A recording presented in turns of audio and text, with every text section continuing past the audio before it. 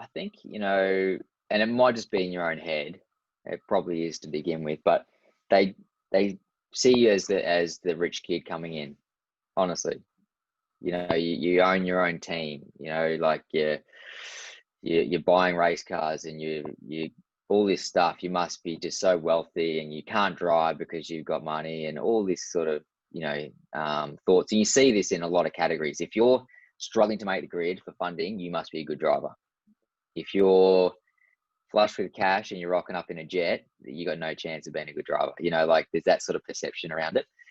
So like anything though, you do have to earn your stripes. You can't just come into a new category and a professional sporting category and expect to have respect from other drivers around you and teams. You have to prove yourself. And that's what I set out to do. But man, those first couple of years in main series is hard. It's hard. You get beaten around.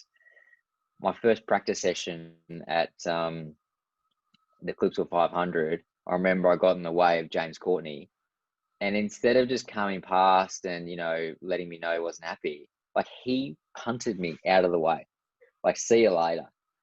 And it was completely on purpose because the corner, like, yeah, he had to slow down to because I was in his way.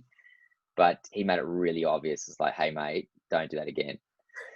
So you get beaten up by these blokes, and you're a young bloke and you're trying to find your feet, and it's tricky. It's really tricky. But that environment really does toughen you up quite a bit. You're racing so regularly. The intensity is so high, much higher than what you've ever experienced. Like I really think you do have to earn your stripes in the category, and you probably got to ruffle some feathers as well. And I always remember the first year I went to Darwin, and Van Gisbergen was behind me in one of the races, and I think we were about 8th or 9th in the race, and he was that hard into the back of me every lap, trying to get around, just trying to unsettle me.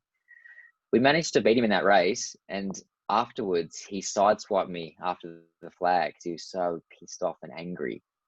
But I sort of had to do it, like if I just let him go, then he knew that that's what he could do to get around me. And like I've never really been one of those drivers that are sort of hard-assed, or I probably need to be a bit tougher on track. It's just not my nature.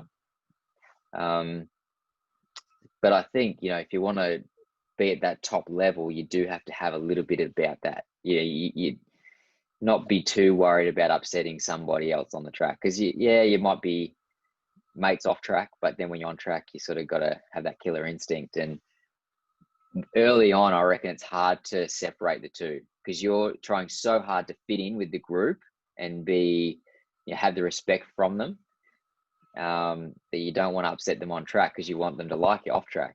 So it's a real balance.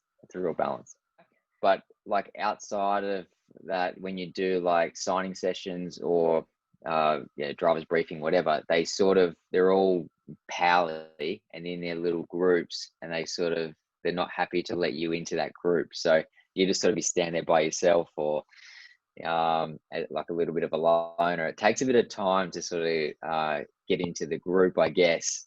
But that didn't worry me so much, that really didn't worry me. I mean, I've had run-ins with some of the, bigger names in the category, like a Courtney, for instance, or, Garth, for instance, all the time, like he'd say things like, oh, you really, you're spending your inheritance, like if you have a crash or you come together with him, whatever. It's like, you're doing a good job of getting rid of that inheritance, aren't you?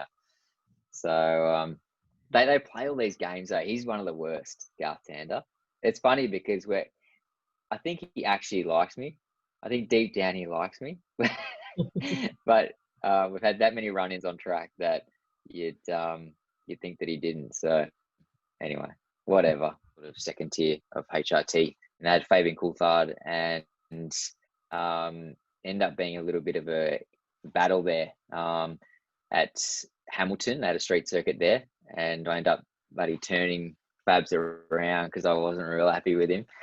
And then I think it was like the next round at Winton, he turned me around, and it was dramas. And the big drama was we were actually part of the relationship with Walkinshaw was not only engineering, but I had joined their drivers in their fitness program. So I had the same fitness trainer, and we met every morning, like 5 days a week. It'd be like we're swimming, we're cycling, we're running, we're gym, whatever. So, Fabs takes me out at Winton, and then the next day we're sitting at the pools about to go swimming. It was awkward as. So How ironic I that remember the trainer ringing me that morning. It's very ironic now because of the relationship we have, and it's very different these days.